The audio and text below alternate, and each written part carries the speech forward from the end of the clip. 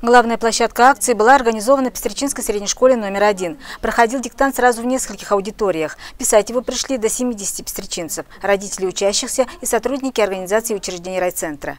Некоторые уже принимали участие в подобном мероприятии. Для других это первый опыт. Вроде бы не боюсь, но все равно потряхивает. Все равно есть вот эти ощущения. Я уже второй год. В этом году, втором году, первый год в второй школе было, а этот год вот на этом первой школе.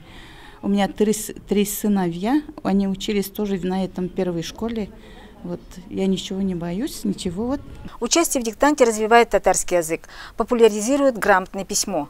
В этой акции участвуют все желающие. Это у нас родители, работники образовательных учреждений, предприятий и организаций района. Данная акция у нас проводится в Пестричинском районе в 12 населенных пунктах.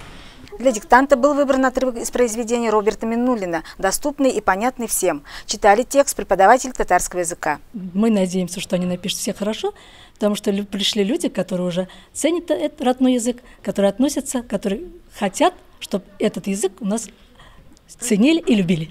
Татарский диктант прошел в 12 населенных пунктах района. Участие в акции приняли более 300 пестричинцев.